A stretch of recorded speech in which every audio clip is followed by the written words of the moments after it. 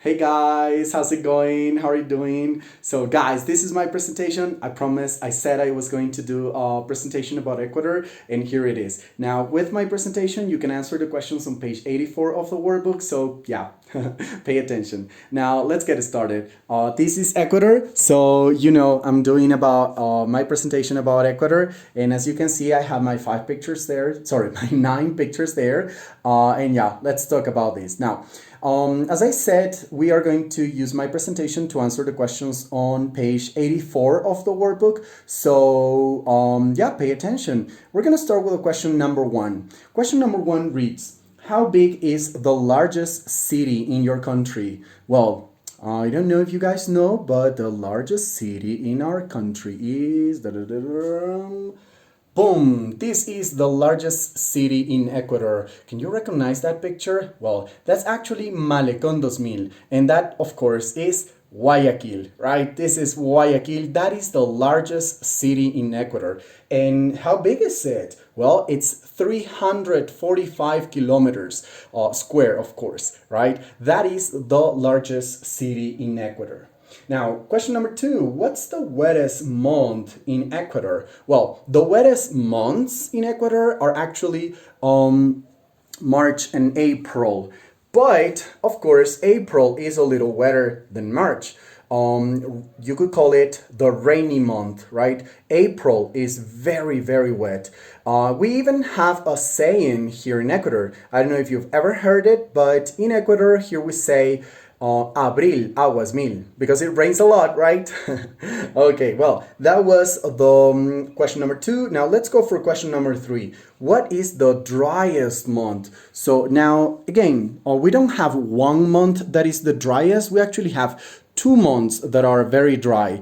And the driest months in Ecuador are actually July and August. Now, in August, especially, it's even windy, and we call this the dry season, right? Now, a problem with the dry season in these months, right? In the summer dry season, and in these months in particular, the problem with this is that, yeah, there usually are forest fires, right? There usually are forest fires, and I'm pretty sure everybody remembers last year and 2 years ago we had a lot of forest fires, and here's a picture of one of them.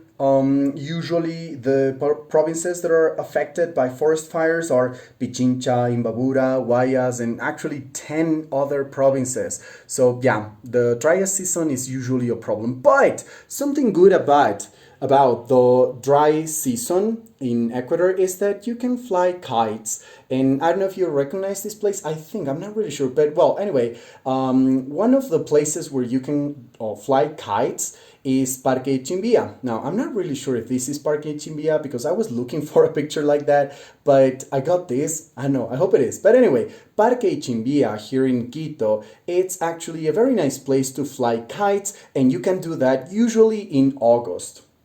Now, that was question number 3. Let's continue to question number 4. Now, question number 4 reads, how hot does it get in the summer? How hot does it get in the summer? So the summer, and as I was saying, the dry season, the summer is usually the months of July, August, right? It is a little bigger than that. It's actually June to October. That is the summer in Ecuador. But actually, the summer is not the hottest season in Ecuador because, the weather in Ecuador is crazy, right? So actually, the winter in Ecuador is hotter than the summer in Ecuador. And yeah, the winter, the rainy season is hotter than the dry season in Ecuador. And actually, the average temperature in winter, which is 26 degrees Celsius, is hotter than the average temperature in summer, which is 23 degrees Celsius. And as a matter of fact, the record for the hottest temperature ever registered in the hottest city of Ecuador was 34.8 Celsius degrees. And where is that? Well, of course, we go back to Guayaquil. Guayaquil is one of the hottest cities in Ecuador. And in 2009, the 28th of December, on a Saturday, they registered the hottest temperature, which was 34.8 degrees Celsius. But I've met people from Guayaquil who have told me that it can get up to even 36 degrees Celsius. So yeah, that's a hot city.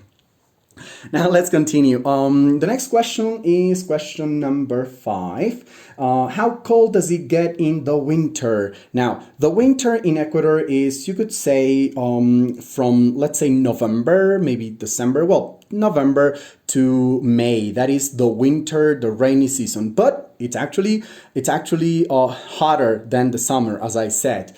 And yeah, as for the coldest places in Ecuador, of course, excluding volcanoes like Chimborazo and Cotopaxi, where temperatures can drop to 11, minus 11 and minus 7 degrees Celsius, excluding these places, the coldest city in Ecuador is actually Latacunga. Latacunga, yes, and I know some people sometimes say, oh no, Friobamba, or Quito, El Frío Tasca, right? No, not really. Latacunga. And why do I say this? Because in Latacunga, in 2019, on, well, I don't know the exact date, but it happened in September 2019. Latacunga registered the coldest temperature ever, which was minus 0.9 degrees Celsius. So, of course, it's not as cold as the volcanoes Chimborazo, Cotopaxi, but this is not a volcano. This is a city. Well, anyway, that was the coldest places. That was the coldest place in Ecuador. And let's continue to the next question. Question number 6. How high is the highest mountain in Ecuador? Now, well, you can see that one, right? It's right here in the center. Yes. That is volcano or Mount Chimborazo, right? And Chimborazo is the highest mountain or volcano in Ecuador.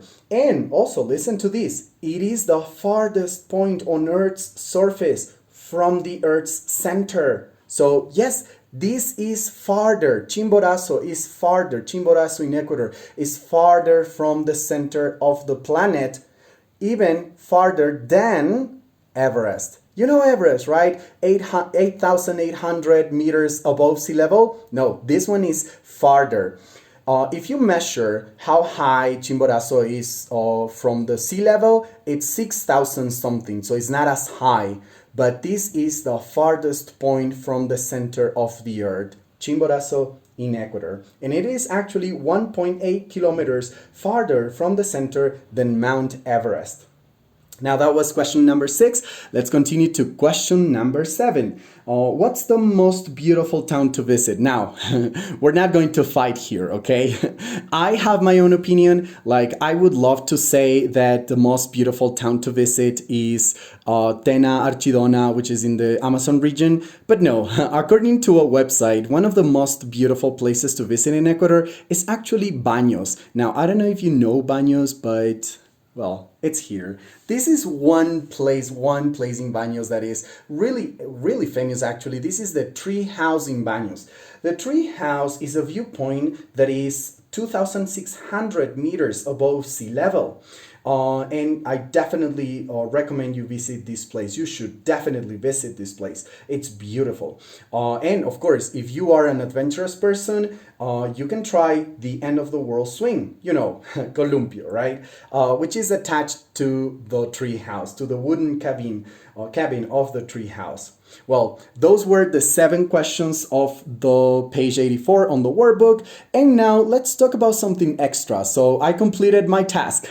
That was unit 14. I'm sorry, 9 minutes. I know it's too long. But anyway, I'm the teacher. I have authority. And this, guys, is my favorite food in Ecuador. Now, Ecuadorian food is delicious, right? But my favorite food is definitely anything that comes from plantain. Ripe plantain or green plantain. You know, plátano maduro, plátano verde. Whatever it is, I love it.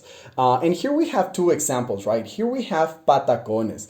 Patacones are slices of plantain, green plantain, pounded flat and fried with cooking oil in a frying pan, of course.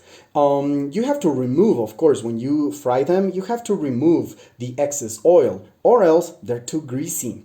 I also love tigrillo, right? Which is also from green plantain, tigrillo, which has pork, fried eggs, and even cheese. So, oof, I love tigrillo. Please don't confuse this tigrillo with this other tigrillo. This is also an Ecuadorian animal. This is a cat, right? But yeah, those are two different things. I love tigrillo, not that one, this one. Anyway, guys, that was my presentation. I'm really sorry this was too long. I just couldn't make it shorter, and I hope you guys had a better time than me making it shorter. Anyway, guys, I hope you enjoyed it, and see you tomorrow. Have a good one.